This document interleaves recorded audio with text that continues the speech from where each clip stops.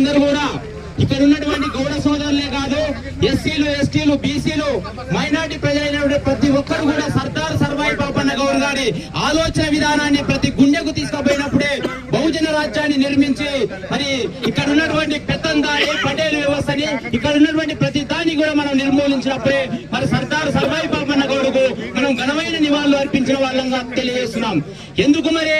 ఎందుకంటే దాదాపుగా ఇక్కడ ఉన్నటువంటి 90% ఉన్నటువంటి ప్రజలకు మరి విద్య లేదు, ఉద్యోగం లేదు, ఉపాధి లేదు.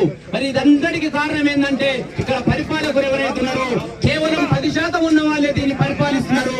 మరి కాబట్టి 10% ఉన్నటువంటి ప్రజల కన్నా మరి 90% ఉన్నటువంటి ప్రజలు పాలకులుగా మారినప్పుడు మాత్రమే మనకు సాధ్యమైతది. మరి ఈ సందర్భంగా సర్దార్ సర్వాయి పాపన్న గౌడ్ గారి విగ్రహావిష్కరణ సందర్భంగా మరి ఈ నాగార్జున కాన్సెన్స్ కి రాబోయే రోజుల్లో గౌరవాన్ని ఈ రాజ్యాన్ని ఏలాల్సిందిగా ఈ సందర్భంగా నేను తెలియజేస్తున్నాను.